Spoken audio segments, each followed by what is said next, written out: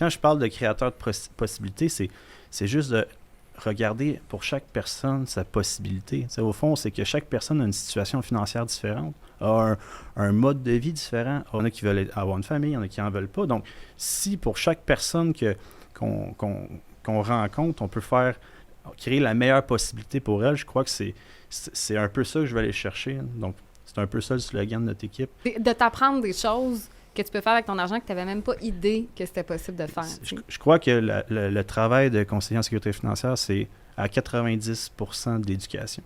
Mm-hmm. Honnêtement, là, du moment que tu éduques ton client, puis tu lui montres les possibilités qu'il y a, tout ce qui s'offre sur le marché pour cette personne-là, il dit « OK, Colin, j'ai vraiment beaucoup d'opportunités. »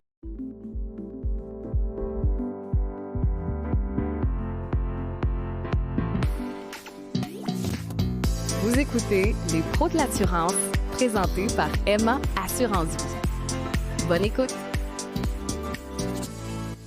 Charles-Olivier Théberge, tu es président, conseiller en sécurité financière et, j'aime beaucoup cette partie, créateur de possibilités chez TB Services Financiers. On va s'en reparler un petit peu plus tard de ça. Tu es un entrepreneur avant tout. Parle-nous un petit peu de ton parcours. Moi, dans le fond, j'ai commencé dans l'automobile à l'époque. Ça fait pratiquement 9 ans. En même temps, j'ai fait beaucoup d'acquisitions dans l'immobilier. Donc, j'ai fait des flips, j'ai eu des blocs. J'ai fait plusieurs choses de ce côté-là. Puis, ça l'a amené en fil en aiguille à devenir directeur, puis à voir que j'aimais l'immobilier, j'aimais tout ce qui était entrepreneurial.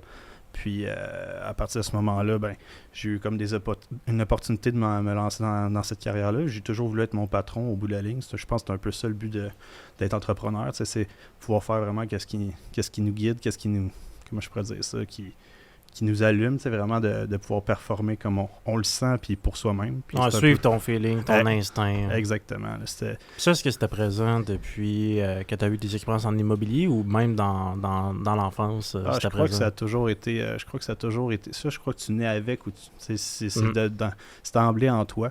Donc, c'est vraiment... je savais juste pas vers quoi me diriger. Puis, je suis allé dans l'automobile par pur hasard aussi, parce que ma femme, dans le fond, on habitait à Saint-Hyacinthe, puis ma femme, elle était à l'université à Sherbrooke, puis je me cherchais un emploi, puis je suis tombé dans l'automobile. J'aurais pu être dans autre chose, mais ça a fini là. Puis de fil en aiguille, mon parcours m'a amené vers être conseiller en sécurité financière. Ouais. C'est-tu comme de l'expérience de vendeur en voiture, en automobile, qui t'a, tu penses, donné la piqûre? Certainement, c'est surtout le rapport avec les clients. Le rapport humain, je trouve ça vraiment important. Passer du temps avec les gens, puis bien les cerner leurs besoins, bien comprendre qu'est-ce qu'ils ont réellement de besoin. L'automobile, c'est un peu, de ce côté-là, c'est un peu un monde un peu particulier, parce que tu vends une voiture, mais il y a de la concurrence, puis dans le domaine du conseiller en sécurité financière, ce qui est bien avec ça, c'est vraiment, du moment que tu prends ton temps avec le client, on a vraiment tous les produits, autant en investissement qu'en assurance, pratiquement tous les produits. Ouais. Puis ça nous permet vraiment de suivre les clients à long terme. Dans l'automobile, c'était possible, mais c'était toujours un éternel recommencement. Avec une certaine gamme de véhicules, un certain... Tu bâtis pas un patrimoine comme dans le domaine financier. Ouais. Puis tu dis que tu as été recruté. Oui. Recruté, dans le fond, quand j'étais justement dans l'automobile, j'ai quelqu'un que je connaissais depuis pratiquement un peu plus de 15 ans qui faisait ça, qui était très bon dans son domaine, puis qui l'est encore d'ailleurs aujourd'hui. Puis qui m'a approché voir si ça m'intéressait. Ça a pris pratiquement 2 ans là, à ce que je prenne une vraie décision, de lâcher ce que je faisais. Financièrement, j'étais stable, j'avais ma femme, notre maison et tout. Puis de recommencer à aller refaire le cours à l'école, puis de se dire, je recommence une carrière de A à Z avec des engagements financiers. De ce côté-là, ça a comme pris 2 ans, mais quand je me suis tanné vraiment de l'automobile, je dis ça y est, je me lance, puis on verra qu'est-ce que ça va donner. Puis finalement, aujourd'hui, je le regrette vraiment pas. Là. Il y a quelque chose que tu dis dans ton parcours, tu sais, puis ça te rejoint, Félix, parce que tu en parles souvent du fait que on peut pas se lancer à 100% dans quelque chose en ayant toujours un plan B, que ça nous ralentit d'une certaine façon. Ça, c'est honnêtement, je crois que c'est ce qui me définit le mieux. Là. Quand je me lance dans quelque chose, je le fais à 100%, parce que si tu as toujours en tête que c'est possible, une porte de secours, mais tu ne réussiras jamais à à maximiser ton potentiel dans ce que tu as, parce que tu as toujours la porte de secours possible en disant, bon, ben si ça marche pas, je vais aller faire autre chose. Quand tu es à fond à 100%, puis tu dis, c'est ça, il faut que ça marche, ben ça va marcher. Il faut que tu mettes les efforts, évidemment, ça vient pas naturellement. Tu as des étapes à franchir, mais si tu te mets des objectifs, ben ça va marcher. Ça dépend vraiment juste de toi de ce côté-là. Ben, c'est là que moi, il y a toujours quelque chose qui n'est jamais venu me rejoindre dans toutes les stratégies de marketing, de réseau, vente pyramidale, appelle ça comme tu veux, là, je les nommerai pas, là. Je veux pas avoir de problème avec eux. Mais souvent, une des choses qui m'ont vendre, c'est garde, continue la job que tu fais en ce moment, puis fais travailler un petit 1 heure, 2 heures par soir, puis tu vas voir que tu vas bâtir un patrimoine financier, tu vas devenir riche, tu vas avoir des gros revenus, ça va bien se passer. C'est impossible que ça se passe. Peut-être certaines rares exceptions, mais souvent les gens qui vont réussir dans ces réseaux-là, c'est des gens qui sont lancés à 100%.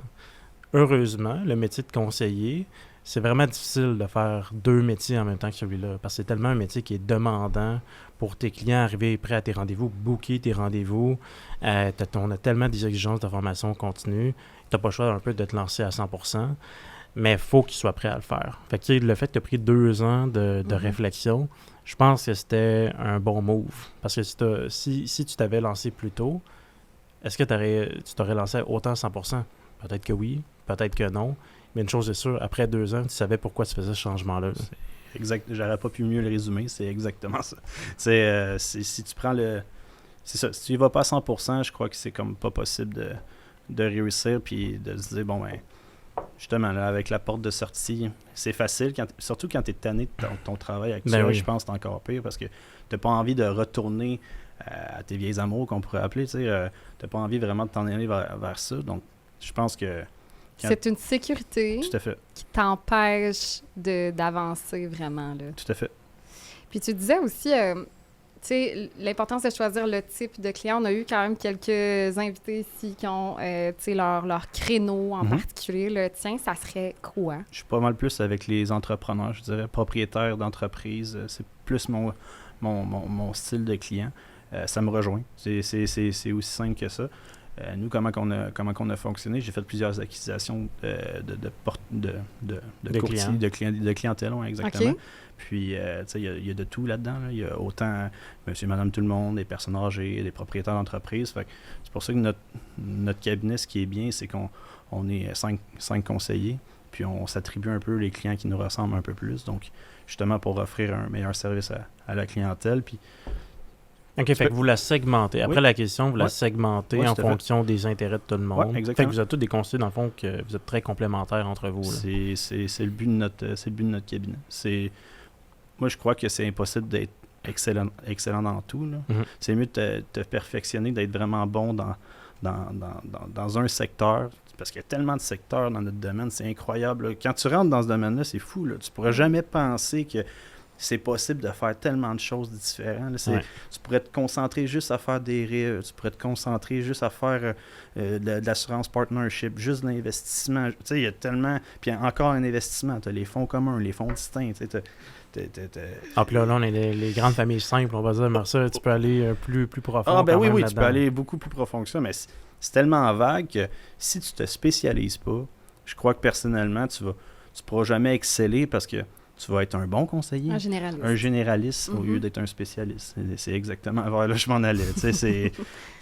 Ça prend quand même une certaine connaissance de soi pour créer ce genre de synergie-là avec les autres. T'sais, comment ça s'est créé? Est-ce que toi, tu as été recruté par eux ou est-ce que vous vous êtes rejoints et vous avez créé la business? Dans le fond, c'est moi qui ai parti l'entreprise. OK. Puis, j'avais une vision. Puis, encore là, aujourd'hui, ma vision... J'aimerais vous dire qu'elle est claire, mais elle ne l'est pas encore. Pourquoi? Parce que on travaille avec des humains. Hein. Des humains, c'est des émotions. C'est toujours... faut toujours se mettre à la place de l'autre aussi. Donc, je crois que c'est difficile de travailler avec des humains. C'est pas tout le monde qui est fait pour être un bon gestionnaire, un bon je dirais pas gars d'équipe ou une personne d'équipe, mais plus être bon à... Comment je pourrais... Un certain leadership. Oui, exactement, c'est ça. Moi, je crois que je suis bon dans ce que je fais, mais est-ce que je suis si je pourrais pas diriger une boîte avec 40 employés, c'est pas moi. Ça me rejoint pas, c'est vraiment pas ça mon but. Puis de la façon que mon équipe est bâtie, c'est vraiment fait que je ne suis pas le patron de personne. Tout le monde est indépendant. On fait vraiment plus un team. On s'aide dans chacun. S'il y en a qui ont des questions sur tel produit, ben, je peux les aider. Ou si j'ai une question sur un dossier que je ne suis pas certain, mais au moins j'ai du monde avec qui me référer. Parce que un peu comme les notaires, on dirait, les notaires, ils vont s'associer ensemble sous une même bannière. Tous les noms de famille. Tous les noms de famille, exact. Tétro, Thériault, Oui. Terrien.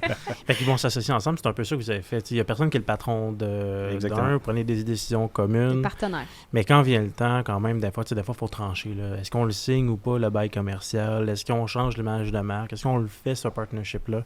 Est-ce que c'est des décisions qui sont prises unanime, majoritaire? Y a-t-il quelqu'un quand il y a un différent qui tranche un peu plus? Ben, c'est sûr que ça reste mon entreprise. Ouais. Donc, c'est moi qui ai comme le dernier mot, mais on fait toujours des réunions d'équipe pour ça. OK, fait que t'es très consensuel dans ton approche. Oui, puis je travaille beaucoup avec des amis aussi. Hein. Donc, le fait qu'on est tous parlables, puis le but, c'est on a une vision d'entreprise de qu'est-ce qu'on aimerait que ça soit dans 5 ans, 10 ans, mais ça peut changer à n'importe quel moment. Donc, puis des fois, il y a quelque chose que je peux ne pas voir que d'autres peuvent voir. Donc, c'est le fun de partager là-dessus. Donc, jamais que je prendrais une décision qui pourrait nuire à quelqu'un dans l'équipe, puis qui ne serait pas approuvée par l'intégralité de l'équipe non plus. Ouais.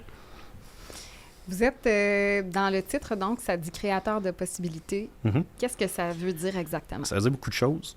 Ce qu'il faut comprendre, c'est que malheureusement, au Québec, puis je ne sais pas si c'est partout de même dans le monde, mais on a des avantages, comme on pourrait parler du CELI, du REER, même les assurances, c'est des choses que, de base, on ne se fait pas apprendre à l'école.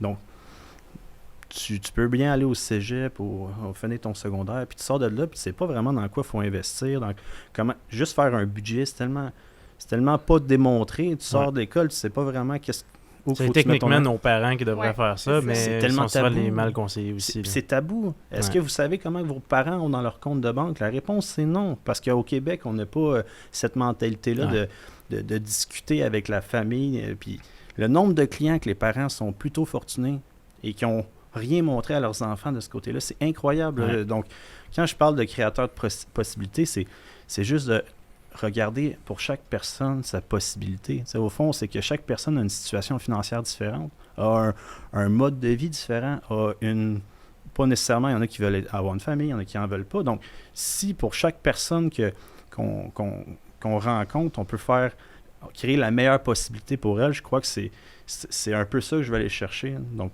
c'est un peu ça le slogan de notre équipe. C'est de t'apprendre des choses que tu peux faire avec ton argent que tu n'avais même pas idée que c'était possible de faire. Je crois que le travail de conseiller en sécurité financière, c'est à 90% d'éducation. Mm-hmm. Honnêtement, là, du moment que tu éduques ton client, puis tu lui montres les possibilités qu'il y a, tout ce qui s'offre sur le marché pour cette personne-là, il dit « OK, Colin, j'ai vraiment beaucoup d'opportunités qui s'offrent à moi. » J'ai manqué des affaires. Ah, ça, on entend ça toutes les semaines. Il est trop tard, je suis plus assurable. Ben, Colin, c'est avoir su, c'est toujours des choses qui est plate à entendre, mais c'est un peu ça qui résume bien. Souvent, moi, ce que je dis avec mes clients, c'est tu vas toujours rester le patron. Le marteau de la décision, c'est tout le temps toi qui vas l'avoir. Moi, je vais t'expliquer les différentes options qui s'offrent à toi. Je vais te poser les bonnes questions pour être capable de te les recommander. Puis après ça, la vérité est où? Est-ce que c'est l'option B? C'est l'option D? Est-ce qu'on met un peu plus de REER, un peu plus de CELI? Plus tu as de l'expérience, plus tu t'éduques comme professionnel, plus la réponse devient « ça dépend ». Ça dépend de c'est quoi ton objectif. Qu'est-ce que tu veux atteindre? C'est quoi à quel point tu te mets de la pression à atteindre cet objectif-là? Est-ce que tu veux te garder la flexibilité financière pour atteindre cet objectif-là? Parce que tu veux pas non plus nuire à d'autres objectifs qui pourraient se présenter, d'autres opportunités qui pourraient se présenter. Mais une fois que tu es capable de détailler à ton client, selon tout ce que tu me dis, moi, ça serait B. Par contre, D, E, Z, c'est des bonnes options. Mais voici les pour, les contre de chacune d'entre elles. Tu restes le patron, on va vers quoi? Le client, il va prendre la bonne décision pour lui. Puis c'est pas à nous de le juger après. Pas en tout. C'est lui le patron. Définitivement. C'est exactement ça. Marie-Philippe Dosti est passée sur le podcast, puis c'est un peu ta mentor, ou une de tes mentors. Il y a une anecdote, entre autres, qui l'implique du début de la création de ton cabinet. Raconte-nous un peu. Quand j'ai décidé de partir de mon cabinet en octobre 2021, on savait que... Je venais d'avoir un enfant, d'ailleurs. On savait que j'allais être occupé énormément dans les prochaines années. Donc, moi et ma femme, on a toujours eu un rêve, c'est de partir quelques mois dans un pays chaud pour s'évader de l'hiver, disons. Puis, on a décidé de partir au Mexique pendant pratiquement 3 mois. Puis, Marie-Philippe était au courant que je voudrais vraiment avoir une clientèle parce que solliciter le monde que je connais en commençant, je trouvais vraiment pas, parce que ça me rejoint pas. Moi, je préfère travailler dans de la clientèle qui m'appartiendrait déjà. Puis, je pars au Mexique, tout est beau. Peut-être un mois plus tard, qu'on soit parti, je reçois un appel, Marie-Philippe qui me dit « Ouais, Charles, écoute, il y aurait une clientèle à vendre. Le conseiller qui était censé l'acheter s'est désisté la veille. Hier, est-ce que c'est possible que ça t'intéresse-tu de l'acheter? » Je dis « Ben, oui, mais tu sais, j'ai comme aucune information. Ouais. J'ai jamais fait d'achat de clientèle. Je sais vraiment pas comment ça marche. Elle me dit « Ah, c'est une clientèle dans le coin de Sorel. C'est du bon monde. » Ce qui est d'ailleurs vrai. Très, très vrai. J'ai encore des relations avec les anciens propriétaires. C'est du monde formidable. Fait que finalement, je rencontre par Zoom M. Lemoine, Renaud. Puis, on s'entend finalement. Super bon. Tu sais, vraiment du bon monde. Puis, qui ont bien traité leur clientèle. Eux, ils voulaient s'en départir parce que Renaud prenait sa retraite. Fait que finalement, j'ai acheté ça. C'est la meilleure clientèle à acheter, ça. Ah, Les départs à la retraite, là, c'est parce qu'ils te laissent pas les clients qui n'ont plus le goût de traiter. Là. non. Ils te laissent ces clients les plus importants, ceux qu'il a gardés à la fin. Là. Puis c'était une entreprise familiale. J'ai racheté aussi Vincent, qui est son neveu, qui a encore un cabinet d'assurance dommages à Sorel. Puis c'est rendu un de mes partenaires. Honnêtement, dans toutes les clientèles que j'ai achetées, c'est de loin la meilleure clientèle que j'ai eue. C'était que des entrepreneurs. C'est vraiment... Puis il faut que j'en remercie encore Marie-Philippe aujourd'hui. Et si c'était pas d'elle, mon cheminement aurait été très, très différent. Puis je lui ai fait mention à plusieurs fois. Puis c'était quoi votre relation à ce moment-là, dans le sens que tu lui as demandé de l'aide ou comment? On se connaissait très peu. Dans le fond, moi, j'ai fait mon stage avec la personne que je vous parlais tantôt, que je connaissais depuis longtemps. Puis, on avait des avis, opinions divergentes. Donc, c'est une super bonne personne, mais personnellement, on travaillait pas de la même façon, tout simplement. Donc, Marie-Philippe, dans le fond, qui était sa directrice à lui aussi à l'époque, m'a dit « Écoute, Charles, si jamais tu aimerais partir de ton côté, on serait vraiment intéressé qu'on travaille ensemble. Donc, j'ai accepté, puis j'ai parti mon cabinet sans vraiment trop savoir ce qui allait se passer dans les mois et les années futures. Puis finalement, Marie-Philippe m'a bien aiguillé. Elle m'a vraiment aidé à me starter. Tout ce que tu connais pas quand tu arrives, elle a été là pour moi. Quand j'avais une question, je l'appelais, elle répondait. Donc, on a tellement de questions au début. C'est incroyable. Là. C'est vraiment incroyable. Là. C'est tellement d'informations. Tu vas à l'école, tu fais les cours, mais c'est comme dans pratiquement tous les métiers. Tu arrives sur le plancher, c'est pas la même chose. Ouais. Non, là-dessus, tu peux pas t'attendre à ça quand tu arrives sur le marché, quand tu arrives comme conseiller. Et peu importe ce qui est décrit dans les livres avant de faire tes examens de PQAP, de l'AMF, c'est tellement loin de toute la poutine administrative, puis toute la connaissance des produits qu'il faut aller chercher, puis les relations que les différents avenants dans ces produits-là peuvent avoir à long terme. Parce que, tu sais, au début, tu vas aider ton client à acheter un produit, mais tu n'as pas encore donné de service sur ce produit-là. Tu n'as jamais appris à faire ça. Mais quand vient le temps de faire ton premier changement de bénéficiaire, que là, tu as un client que là, il tient mordicus, lui, il veut une désignation irrévocable pour son enfant mineur. Là, tu es comme, bon, il a le droit de le faire, mais tu sais, je comprends la conséquence. Mais le jour que tu comprends que cette conséquence-là, c'est bon, là, il change d'idée là, parce que c'est quelqu'un qui est décisif. Là, il veut changer pour mettre sa nouvelle épouse, sa nouvelle conjointe comme bénéficiaire. Ah ben non, ton enfant de 12 ans, il n'a pas l'habilité de signer, tu peux pas changer ta désignation. Jusqu'à temps qu'il y ait la majorité, tu fais quoi? Fait qu'il y a toutes ces petites nuances-là que tu apprends par erreur ou parce que tu as des gens d'expérience autour de toi qui t'ont dit « Hey, wow, hey, fais pas ça, là. Fais pas une désignation de bénéficiaire comme ça. Voici la conséquence que tu vas vivre, blablabla. » Puis là, quand tu t'en vas l'expliquer à ton client, moi, c'est pas ça que je voulais pantoute. Fait que ça, ces nuances-là, comment tu veux l'apprendre dans un livre avant de débuter avec ton premier client? Ça se fait sur le tas, mais un peu contre ton gré. Tu sais, tu vas être face à des situations. Puis le nombre de fois, j'ai dit à des clients, moi, au début, super bonne question. Je la prends en note. Je vais te revenir avec la réponse. Mais vraiment de bonne question. Là. Je sais pas. Ben, tu as eu quand même un bon réflexe parce que c'est pas tout le monde qui a le réflexe de je vais le prendre en note puis je vais me renseigner. Beaucoup de gens, malheureusement, quand ils commencent, qu'est-ce qu'ils vont faire, c'est qu'ils veulent pas avoir l'air de quelqu'un qui connaît pas ça devant le client. Donc, vont plutôt oser répondre quelque chose qui n'est pas la vérité, mais c'est comme qu'est-ce que tu viens de dire, ça peut tellement avoir un impact futur. Un couple qui se sépare, c'est aussi simple que ça. Bénéficiaire irrévocable, couple qui se sépare, nouvelle blonde entre en jeu. Tu fais quoi? Tu t'es trompé, tu as dit, ah oui, tu vas pouvoir changer l'irrévocable. Finalement, tabarouette, tu vas avoir quelques petits problèmes plus tard parce que si l'ex-conjoint ne veut pas signer, c'est impossible de l'enlever. Puis dépendamment de la raison de la séparation, ça se peut qu'il ne tente pas de le signer non plus. Là. Fait que, ça arrive. C'est exactement Mais ça. c'est là que le fake it till you make it ne fonctionne pas. Jamais. Là. Ça marche pas, ça. On l'a déjà dit, là, mais avoir confiance, mais savoir poser les questions, puis revenir, puis être humble, puis dire hey, je le sais pas. Ouais. Au lieu de te lancer dans des... Je vais avoir l'air d'un philosophe, là, mais Socrate, ça fait longtemps qu'il l'a dit, là, la double ignorance. Là. Dis pas quelque chose que tu connais pas. T'as le droit de pas savoir. T'as le droit d'être la personne qui est bon pour trouver des réponses. C'est parfait, ça. Il n'y a jamais une situation qui va être pris off guard avec un client. N'importe quelle question qu'il peut te poser, ta job, c'est de la prendre en note, c'est de revenir avec la bonne réponse. Puis ça, si le client te met de la pression... J'ai jamais vécu ça de un client qui me met de la pression. Non, mais donne-moi la réponse tout de suite, sinon je serai pas ton client. Jamais personne fait ça. Ben non. Ça arrive jamais, mais on dirait qu'on se met cette fausse pression-là qui va absolument avoir l'air intelligent. T'as jamais l'air autant imbécile que quand tu dis quelque chose qui n'existe pas. C'est tout à fait. Puis tu sais, Marie-Philippe, justement, elle s'implique auprès de la RSF. Là. Puis tu sais, je parle à travers mon chapeau, mais il me semble qu'ils ont des ressources. Eux autres, si jamais tu n'as pas de mentor, justement, tu n'as pas quelqu'un vers qui te tourner. C'est pour ça qu'on fait le podcast aussi. Parce qu'il y a un besoin de ressources là, pour des jeunes conseillers, conseillères aussi. Ben, oui, tu as la RSF, mais tu as aussi ton agent général là, qui peut t'aider. Là. Moi, dans notre cabinet, il y a un conseiller que c'est Horizon qui m'a référé, qui était déjà conseiller là-bas. Ils ont dit, peut-être qu'il a besoin d'une petite tape dans le dos. Puis super bon conseiller. Pour vrai, là, il veut apprendre, il est travaillant. C'est juste qu'il manquait peut-être juste la petite switch qui tournait à on, disons, pour comprendre, avoir une structure. Je pense que ça aussi, c'est quelque chose qui est compliqué. Là. Par où je commence, par où je finis.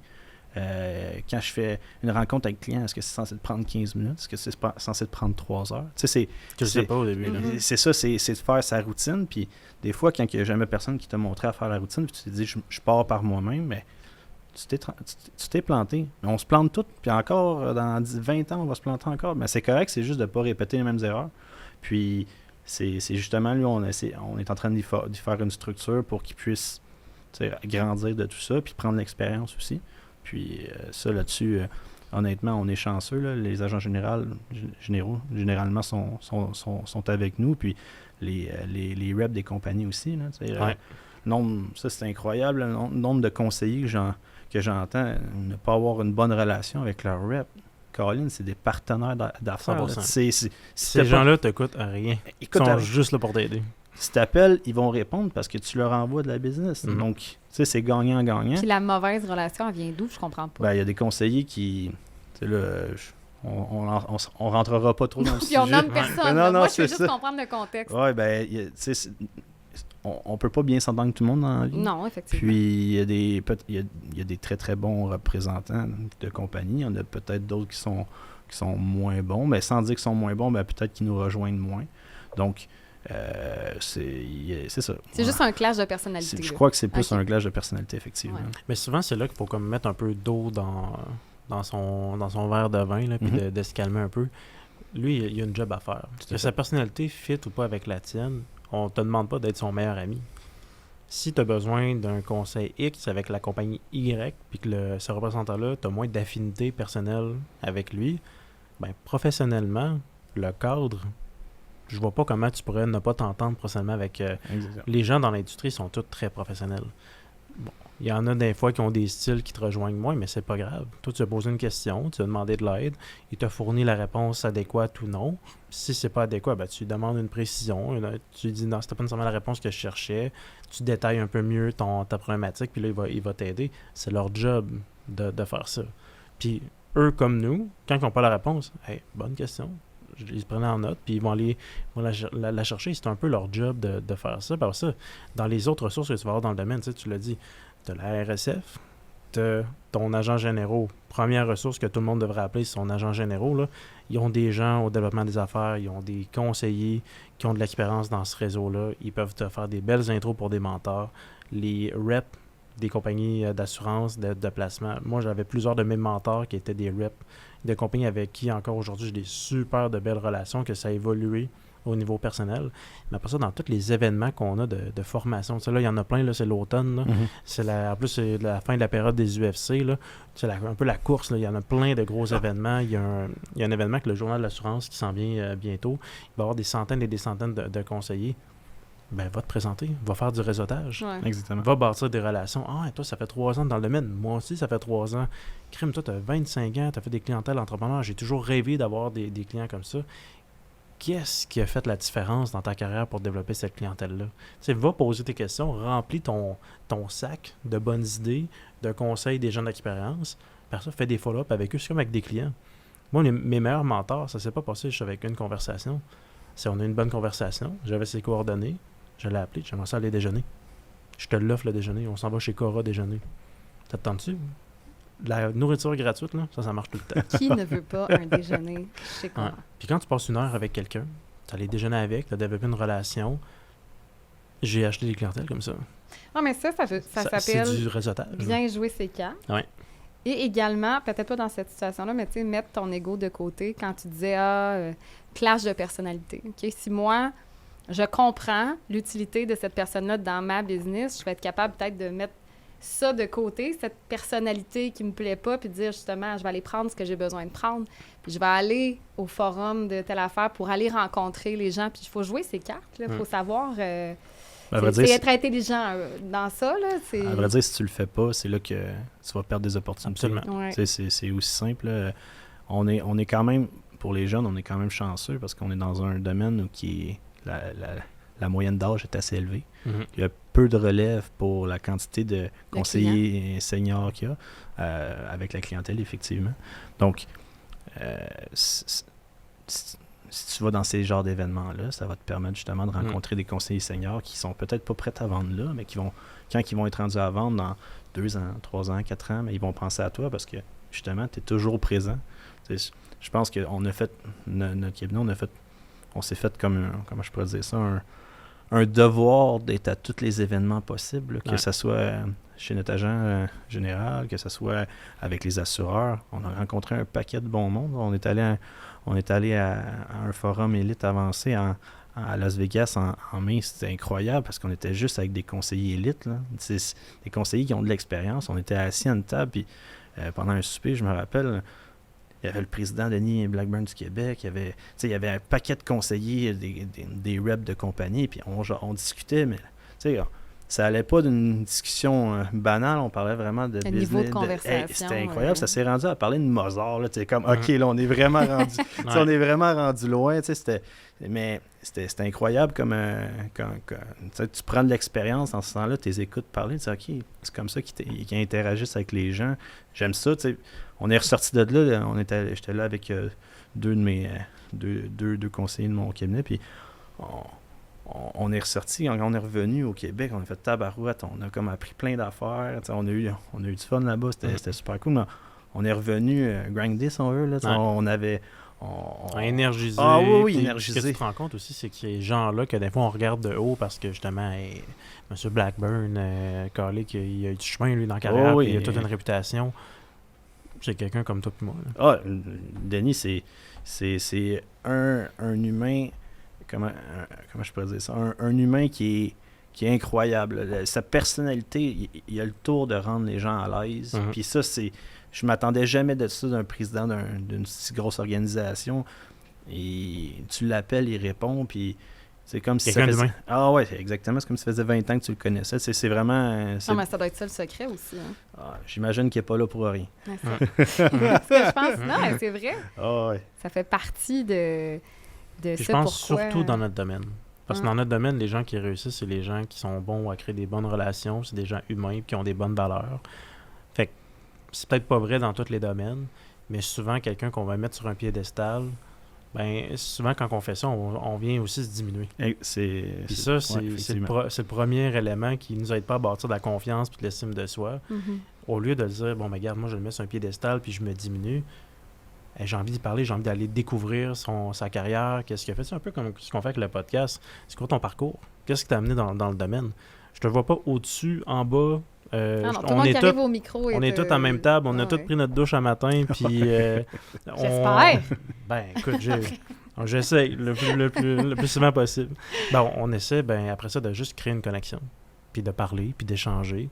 Puis ça, ben, là, il n'y a pas de hiérarchie. Il ne devrait jamais en avoir non plus. Puis je trouve que les gens qui ont réussi à bâtir des belles carrières dans ce domaine-là, c'est tous des gens qui ont compris ça, fait qu'on ne devrait pas être intimidé d'aller les approcher. Ton prochain mentor, il est peut-être juste, c'est ta prochaine rencontre, tu sais peut-être juste pas. Faut juste que tu oses aller y parler. J'ai l'impression que tu as comme moins d'ennemis dans ce temps-là. Tu as moins de bâtons dans tes roues. Tu avances mieux. Peut-être pas aussi vite que si tu bypassais certaines... tu sais. Mais si tu es je pense que les gentils qui ont du talent se rendent plus loin, plus facilement parce que justement, ils s'entourent d'amis. Ces gens-là vont les propulser vers le haut. Tu sais. Ils vont être moins... Ils vont se heurter moins souvent à des murs, à des... C'est un marathon. Ouais. Les étapes, là, il faut toutes les franchir. Fait que ça sert à rien d'essayer de franchir la dernière en commençant. Là, étape par étape. On n'a pas tous la même vitesse. Ça, c'est correct. Mais il faut quand même que les étapes, tu les franchisses. Donc, tu peux pas commencer à faire des concepts d'entreprise incroyables quand que tu sais même pas, à vrai dire, c'est quoi une assurance vie en globalité. T'sais. Donc, il faut que tu manges tes croûtes, que tu apprennes à comprendre les produits, à justement développer des partenaires d'affaires. Puis, quand justement tu arrives à un problème, nous autres, encore hier, j'étais avec Marie-Pierre Tivierge qui est notaire fiscaliste, planificatrice financière pour la financière. Puis on a fait un client ensemble, j'étais pas sûr de certains produits, puis je voulais clarifier certaines affaires. Ben, je l'ai amené. Elle est venue avec moi. Écoute, je veux pas donner un mauvais service à mon client, puis je veux m'assurer que qu'est-ce que j'y vends, ça soit bon pour lui, puis pour sa succession. Donc, tant qu'à me planter, je vais amener une ressource que j'ai, puis ça s'est super bien passé. Ça paraît tellement mieux, en plus. Ben oui. Limite, là, tu dis, hey, pour vous, j'ai amené... Tu sais, c'est comment? Wow, je suis VIP. Ah, ben c'est un peu comme ça qu'ils sont sentis aussi. C'est la beauté de comme reconnaître ses limites aussi. Ça, je trouve qu'il y a peu de conseillers, surtout en début de carrière, tu sais, le fake it until you make it qu'on parlait tantôt. Ouais. Souvent, les gens sont comme, non, mais moi, je connais tout. Mais non, tu connais, comme part à la base que tu connais rien, puis tu vas en apprendre de plus en plus à chaque jour. Fait que là, mettons qu'on recette cette base-là correctement. Après ça, c'est comme tu tombes dans un dossier que tu n'as jamais fait, tu peux le laisser tout seul. Ça va être juste un défi vraiment élevé. Ou tu peux prendre quelqu'un d'expérience que tu connais, comme ce que tu as fait, qui va venir t'aider parce que meilleure connaissance des produits, de l'impact successoral de cette stratégie-là, il va être capable de bien l'outiller. Tu as l'air sharp avec ton client, tu apprends énormément, ça te permet pas mal de consolider ta vente puis d'être sûr de la faire. Fait que tu as été rémunéré à bâtir une relation exceptionnelle avec un client pour se donner un bon service, puis tu as appris en même temps. Pas mal le jackpot, là. Pas mal comme ça, je vais aussi. Information sensible, tu sais, en assurance vie, vous rencontrez les clients et vous obtenez rapidement beaucoup d'informations, parfois très personnelles. Puis tu disais, une des choses qui te rend le plus mal à l'aise, c'est quand tu as entendu parler des clients qu'ils attendaient le montant de la succession pour telle affaire. C'est que c'est... Comment... puis je sais pas si c'est arrivé souvent, mais tu sais, si c'est pas dans tes valeurs, ça doit être difficile d'entendre et de gérer cette information. C'est très difficile à entendre. Ouais.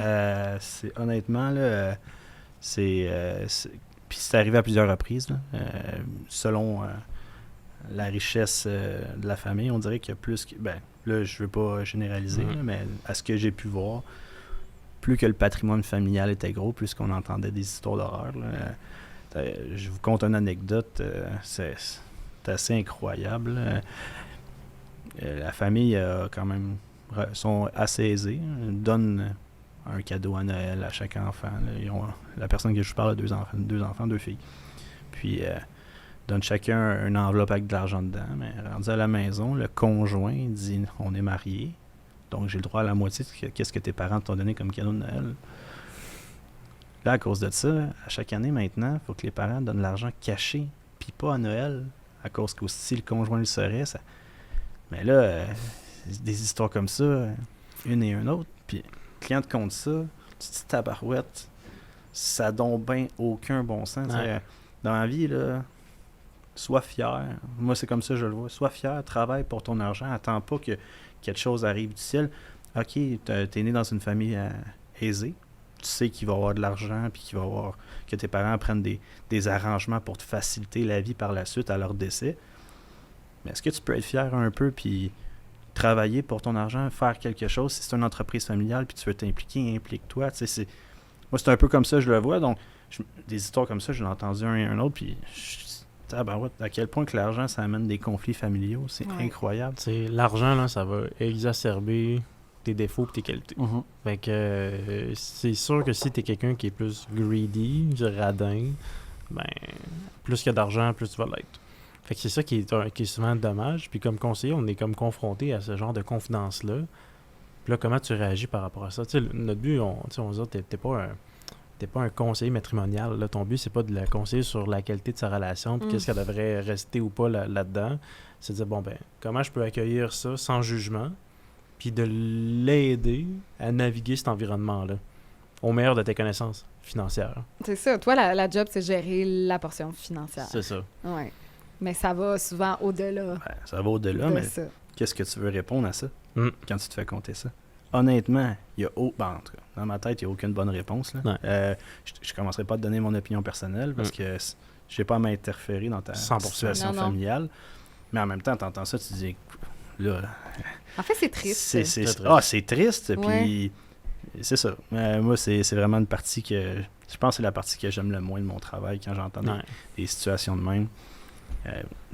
Écoute, il n'y a pas juste des beaux côtés. Hein? Donc, il faut que tu passes par-dessus et tu dis OK, au prochain, mais c'est vraiment... c'est spécial. Puis c'est dur de se détacher, je pense, aussi. Là, il y a comme des nouveaux concepts qui s'en viennent au niveau de la succession, surtout. Avant, les gens avaient des familles de 5, 6, 10 enfants. Là, aujourd'hui, c'est 2 enfants. Fait que les parents qui ont accumulé un patrimoine, on le sait, il va y avoir un transfert générationnel là, comme très, très, très important qui s'en vient dans les prochaines années. Ben, on n'est pas obligé d'attendre le décès. Pour ça, l'héritage du vivant, ça, c'est un beau concept, mais pour le faire d'une façon encadrée, pour que la personne continue de développer son sens des responsabilités, comme tu parlais tantôt, le rôle du conseiller est quand même assez important. Là. Fait que là, oui, il y a l'éducation que le parent a donnée à l'enfant. Après ça, le conseiller, plutôt, il travaille avec l'enfant, puis il permet de fixer ses objectifs, définir c'est quoi, dans le fond, la valeur de l'argent épargné pour atteindre un certain point, puis de guider le parent dans comment que le transfert du vivant va se faire. Ben ça aussi, c'est important. Un des plus beaux cas que j'ai eu la chance de voir de très près, c'était le parent, lui, il voulait financer la mise de fonds de la maison. C'était clair, fait que là, il s'est dit comment je devrais faire ça, est-ce que je le refais? Puis là, lui, la décision était prise, c'était telle date, il donnait l'argent à tout le monde, fait qu'on dirait un 100 000 chèques. Là, je suis comme, OK, puis là, il dit, qu'est-ce que je pourrais faire fiscalement qui est le mieux? Est-ce que j'ouvre un CELI avec eux? Qu'est-ce que je fais? Moi, je fais comme, je pense qu'on se pose peut-être une question, faudrait se poser d'autres questions avant. Le comment tu vas le donner est pas mal plus important que l'outil financier qu'on va utiliser pour le donner. Fait que là, il était comme, OK, ouais, je t'écoute. Puis finalement, la résultante finale, ça a été, laisse tes enfants accumuler leur argent pour la mise de fonds, mais je vais être là pour les accompagner. Fait qu'on a fait des rencontres. Quel genre de maison vous voulez? C'est quoi l'objectif? C'est une maison pour temporaire pendant 5 ans? C'est un flip? C'est votre maison de vie? Fait que là, on définit ça. La mise de fonds, il faut qu'ils accumulent. Fait que là, je leur disais, bon, ben, tu sais, pas 5% de mise de fonds, il faut qu'ils payent la taxe de bienvenue, toutes les choses qui vont s'en venir. Au moins 10%, essayer de te rendre même à 20% si tu es capable. Donne-toi un 5% supplémentaire pour tous les coûts qui vont venir avec le déménagement, la mettre à ton goût, ainsi de suite. Fait que là, on te donne ces conseils-là. Puis là, le premier qui est venu le temps pour acheter sa maison, ben, il avait réussi à l'accumuler lui-même. Imagine la fierté que cette personne-là, tu sais, on va tout le vivre dans nos vies, ceux qui ont accumulé de l'argent pour s'acheter leur première maison. T'es pas mal plus fier quand c'est toi qui as fait les efforts que quand c'est papa qui t'a donné l'argent pour acheter ta maison. Mm-hmm. Il y a un sentiment de fierté qui est complètement différent. Fait que quand il est allé pour se présenter à la banque, puis là, de dire, hey, là, je signe mon hypothèque, je le fais, le papa l'a rencontré, il est allé la porter à la banque, il a donné l'enveloppe, il y avait un chèque pour la mise de fonds. Au complet. Fait qu'elle a eu tout l'apprentissage de le faire, mais elle a eu l'aide qui venait avec. Fait que qu'est-ce qu'elle a fait avec l'argent? Ben, elle a fait des rénovations, elle a mis à son Coussin goût. financier. Coussin financier. Ouais. Tout était là. Mais là, tu as donné tous les apprentissages, mais avec le cadeau financier, l'héritage du vent qu'il voulait. Mais c'est pas un processus qui est fait en 3 mois comme ce que le client voulait au départ. Ça a pris quelques temps. Mais comme là, Mais la leçon... ton exemple, c'est... Dans ce cas-ci, bon, c'est toi qui as éduqué ton client, mais comme c'est la job du parent aussi beaucoup dans ce contexte-là de donner du vivant, c'est de dire, OK, là, mais attends, il y a peu de gens qui sont capables de gérer. Est-ce que tu peux le donner en tranches de, mettons, un certain... Tu sais, c'est peut-être ça le secret, de ne pas le donner d'un coup. Tu sais, Ben, ça dépend de la stratégie du client. Qu'est-ce qu'il veut atteindre avec le don du vivant? Comme là, lui, c'était clair, c'était les aider à acheter la maison. Mais il y en a après ça que c'est les études de mes petits-enfants. Après ça va être le jour que je décède, j'aimerais ça qu'il y ait tant d'argent de côté. Mais je suis comme, OK, mais est-ce que... Non, on ne connaît pas ta date de décès. Le jour que tu vas décéder, plus c'est vieux, moins ils en ont besoin. Fait que qu'est-ce qu'on fait avec ça? Il y a peut-être des stratégies à mettre en place. C'est plus d'avoir une conversation avec le client qui veut faire le don du vivant. Une fois qu'on connaît ses objectifs, quel plan on peut mettre en place pour que la stratégie se matérialise comme il veut dans les enfants, en donnant les leçons qu'il veut donner. Il y en a qui s'en foutent, là. Ils veulent pas de leçons, puis ils gardent, je fais un transfert bancaire à faire de la journée, clac, clac, clac, puis c'est réglé. Dépense-le comme tu veux. Mais c'est comme une belle opportunité manquée dans ce temps-là. La seule affaire avec quand tu fais un don comme ça, puis tu sais, honnêtement, ce que tu viens d'expliquer, c'est merveilleux, là. C'est l'apprentissage, ça s'apprend. Tu sais, s'il y a personne qui te le montre, comment économiser quoi que ce soit, tu pourras malheureusement, tu sais, ça vient pas nécessairement d'office pour tout le monde. Donc, je trouve que comment il a fait ça, ton client, honnêtement, c'est wow parce que eux, maintenant, ils savent c'est quoi, c'est économiser de l'argent. Puis ils vont peut-être avoir d'autres projets éventuellement, fait qu'ils vont savoir comment il faut le faire aussi. Ils savent qu'ils sont capables. Ben, c'est ça, c'est un nouvel auto, un chalet, un limite, tu sais. Non, c'est vraiment beau. Souvent, ce que j'ai vu, c'est aussi matcher les cotisations. Fait que, mettons, je mets 100$ dans le REE, l'autre met 100$ dans le REE. Fait qu'il y a du matching de cotisation, ça donne 100% de rendement.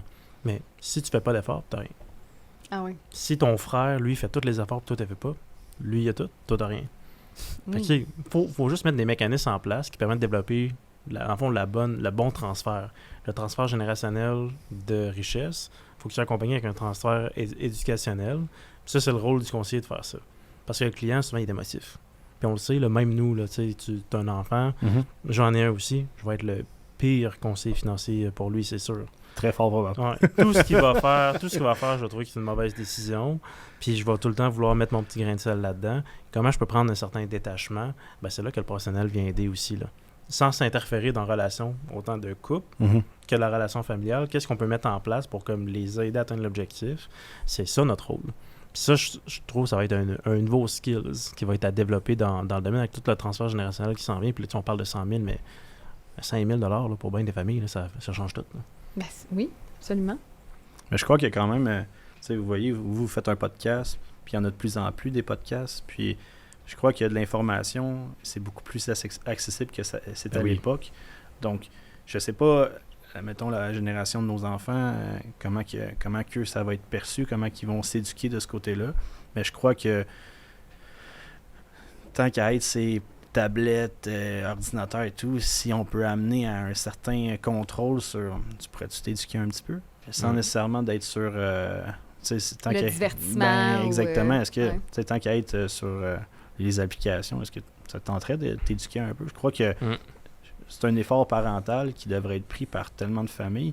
Le nombre de fois, tu dois en avoir entendu un nombre de fois assez incroyable.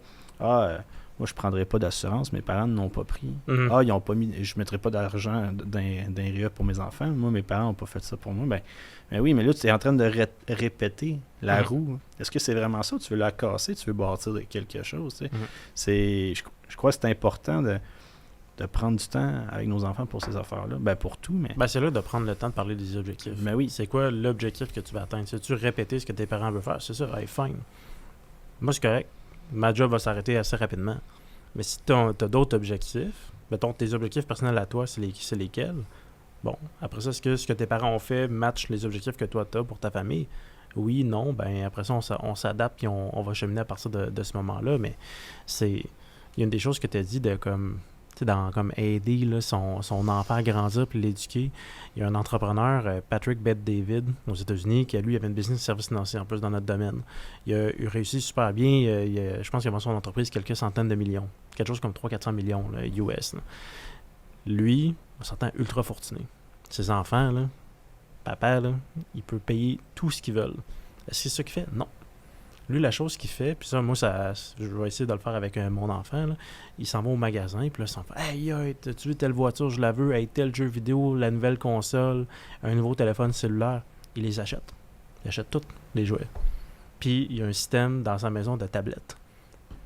Il met, mettons, ce téléphone-là, ça vaut 3 livres. Ce jouet-là, ça vaut 5 livres. Cet élément-là vaut tant d'heures de bénévolat. Fait qu'ils les achètent. Fait qu'ils ont l'objectif à la maison. Chaque matin, quand ils se lèvent, ils voient les objets. Puis la seule façon de le bénéficier, c'est d'atteindre l'objectif qui a été mis pour l'atteindre, mais c'est jamais financier. C'est tout le temps lire, apprendre, du bénévolat, plein d'autres choses. Fait que la currency, la monnaie d'échange dans cette famille-là, c'est souvent des pages de lecture. Incroyable. Ben ça, c'est bon, là. J'avais jamais entendu cette histoire-là, c'est incroyable. Olivier prend note. Oh, Ouais. c'est ça. Le papa en toi est comme, Ah. c'est vrai que c'est inspirant. Tu sais, jusqu'à temps qu'il trouve moyen de monter sur la plate puis aller chercher le jouet, mais... Ben, tu vas le voir, il va découvrir la valeur du travail. Ben oui, Tu sais, ben oui. C'est ça qui est intéressant. Là. Ouais. Quand tu sais là, que tu en as 15 livres à lire là, pour l'avoir ta nouvelle PS4, là, rendu à PS5, là, ça prend Hey, le c'est bon plus âge, que là. 15 livres, C'est une ça. PS. C'est ça. Faut que tu en lis des livres. Là, tu en as peut-être pour... Peut-être pour lui, c'est peut-être pas ça 15 livres, là, C'est ça. 5, là, mais... Puis là, ça dépend, tu adaptes les livres. Là. Tu sais, à un moment donné, c'est monsieur le jardinier, puis à un moment donné, ça devient peut-être plus un livre de 100-150 pages. mais tu adaptes ton approche en fonction d'eux. Mais des outils là, sur Internet là, pour t'éduquer, là, pour aller chercher l'information sur des nouvelles méthodes créatives de transmettre des valeurs, il y en a plein. Il y en a plein. Puis c'est là que je trouve qu'avec la clientèle entrepreneuriale qui a réussi, c'est souvent là que notre rôle se joue, parce que aider quelqu'un de riche à faire plus d'argent, c'est quand même facile. C'est pas si compliqué que ça. Les outils existent, les instruments financiers sont là, et tu peux leur faire sauver de l'impôt, tu peux refinancer des dettes, puis tu sais, à la hauteur des dettes qu'ils ont, des fois, c'est fou l'impact que tu peux avoir. Il y a des stratégies d'assurance qui vont être protégées, puis après ça, c'est des remboursements de primes, ils font de l'argent avec ces polices-là. Il y a plein de choses qui existent pour les aider, mais souvent, c'est dans l'application de la transmission des valeurs à leurs enfants que souvent la lacune est là. C'est ben trop facile quand tu as de l'argent juste faire un chèque, faire un transfert, payer la carte de crédit parce qu'elle a loadé, parce qu'elle s'est amusée un peu trop à Ibiza. C'est ben trop facile à faire. Là. Non, mais t'es pas fier de ça, par contre. Tu sais, en tout cas, je parle pour moi, OK. Ouais. Mais, tu sais, la transmission de tes valeurs profondes, là, c'est aussi important, là. Fait qu'on parle d'argent, mais tu sais, tu veux que ton enfant fasse de belles choses dans sa 100%. vie, donc le préparer à la vie aussi. Ouais. Qu'est-ce qui te distingue, Charles-Olivier, des autres, selon toi? Qu'est-ce qui distingue ta pratique aussi? Je crois que c'est mon approche. Oui. J'essaie vraiment... chaque conseiller a une façon de travailler différente. Moi, j'essaie vraiment d'être le plus humain possible, puis pas penser à une transaction, juste une transaction. Tu sais, je suis jeune, j'ai 28 ans. Je m'attends à faire ça jusqu'à, disons, 55-60 ans, ce qui serait comme génial. Mm-hmm. Donc, si je bâtis ma business en me disant, OK, je fais une transaction, je passe à une autre, comme qu'il faisait, si on recule il y a 30 ans, là, c'était, je vends une polish, je passe à la maison à côté, je vends une polish, puis ces clients-là n'ont jamais été rappelés, mais quand j'accompagne une famille ou un entrepreneur, quoi que ce soit, je dis, écoute, je suis jeune, t'as cette chance-là que je sois jeune et que j'aille pas 60 ans. Tu sais que disons qu'il y a 40 ans, je vais te suivre jusqu'à ta retraite. Donc, je pense que c'est vraiment le fait de travailler à long terme avec les gens que je côtoie, mes clients. Je pense que c'est un avantage. On est plusieurs à travailler comme ça, mais je pense que c'est un énorme avantage, même s'il y a beaucoup de gens quand ils te voient, ils disent « Oh, Colin, j'ai fait une cliente juste avant d'arriver ici. » Elle me dit « Ah, Charles, ça fait combien de temps que tu fais ça? » Puis je dis « Ah, je suis dans ma 3e année. » « Ouh! » Mais non, au contraire, il faut que tu dises « Ouh, c'est une bonne affaire parce que je suis à la fine pointe, je connais tous les meilleurs produits qui sont sur le marché présentement. » Si tu avais arrivé avec quelqu'un qui est habitué d'être dans ses pantoufles, de vendre le même produit qu'il vend à tous ses clients, parce que lui, dans sa tête, ça fait 25 ans qu'il vend ça, est-ce que ça serait ce qui serait le mieux pour toi? Définitivement pas. Moi, je regarde présentement tout ce qui se fait le mieux sur le marché, puis je te l'offre parce que, justement, ça fait pas énormément longtemps que je fais ça. Puis, on va pouvoir se suivre pratiquement jusqu'à votre décès. Tu sais, les personnes que j'ai vues tantôt, il y avait comme 65 ans. Si on fait le calcul, il y a bien des chances que j'aille le porter le chèque de votre assurance vie ou vos investissements à vos enfants. Je trouve que c'est vraiment un plus-value de ce côté-là. C'est tout un avantage. Pour ça, il y a une leçon à tirer parce que souvent, on voit des jeunes conseillers en âge et en expérience de carrière dire, je pourrais pas aller faire les parents de mes clients, des gens de mon âge, là, de mon entourage. Au contraire. Comme tu l'as dit, c'est ton plus bel avantage. Ben, c'est ça. Tu vas les guider à la retraite, pendant toute leur retraite. Quand ça va être le temps de donner le chèque de décès, tu vas le donner à leur enfant. Tu vas avoir le temps de bâtir une relation avec cet enfant-là aussi. Tu es le conseiller le mieux positionné pour leur donner de la valeur toute leur vie. Le conseiller qui est plus vieux que leur âge, les chances qu'ils prennent sa retraite en même temps que toi, au moment le plus crucial de toutes tes décisions financières, qui est ta retraite. Tu as travaillé 35-40 ans pour ça. Il te lâche, puis c'est bien good, là. Il te lâche parce que lui tout, il prend sa retraite. C'est vraiment là ça que tu veux. Ouais. Ah non, définitivement. Puis l'âge entre 40 et 50 ans, là, c'est là que le switch se fait pour bien des clients de leur ancien conseiller. Fait que, tu sais, ceux qui ciblent là, des clients entre 40 et 50 ans, là, un des très, très, très beaux arguments qu'on peut leur donner, exactement comme tu le fais. Oui, puis Charles-Olivier, sur ces dernières notes, on va se laisser juste savoir, tu sais, justement, tu as ton cabinet, tu es bien entouré avec tes partenaires d'affaires. Quels sont les plans pour vous dans les prochaines années? Est-ce que tu agrandis? Est-ce que... Je crois que ce serait... On n'a jamais l'intention de tomber à 25-30 conseillers, là. On essaie de recruter vraiment des gens qui nous ressemblent, avec qui on a envie de travailler, c'est surtout ça. Donc, est-ce qu'on va finir par être 8, 10, 12, peut-être, mais j'ai pas envie vraiment qu'on devienne plus gros que ça. J'ai vraiment plus envie d'offrir le plus de services à mes clients, donc d'avoir du temps pour ça aussi, parce que gérer une équipe, on s'entend que ça prend du temps, donc tu prends moins de temps pour ta clientèle. Début ultime, on a nos bureaux, on aimerait peut-être changer pour des nouveaux bureaux à Sherbrooke aussi. L'avenir est plutôt vague parce qu'il y a tellement d'opportunités qui peuvent arriver à nous qui va nous tomber sur l'achat peut-être d'un autre cabinet. Il y a beaucoup de choses. Tout est possible. C'est pour ça que ils disent habituellement qu'il faut que tu te mettes une vision fixe, un but, puis il faut que tu l'atteignes. Mais le but initial, je l'ai déjà atteint. Ce que je veux maintenant, c'est je vais laisser les portes ouvertes parce que je ne sais pas qu'est-ce que je vais acheter. Est-ce qu'on va finir par acheter un cabinet d'assurance de dommages pour justement faire un référencement interne? On ne sait pas du tout qu'est-ce qui va se passer. Ça va être on va laisser la vie nous amener où les bonnes choses qu'elle a à nous apporter, tout simplement. Là. Toutes les possibilités sont là. Oui, exactement. Merci beaucoup Merci d'être à vous venu deux. me voir. Merci.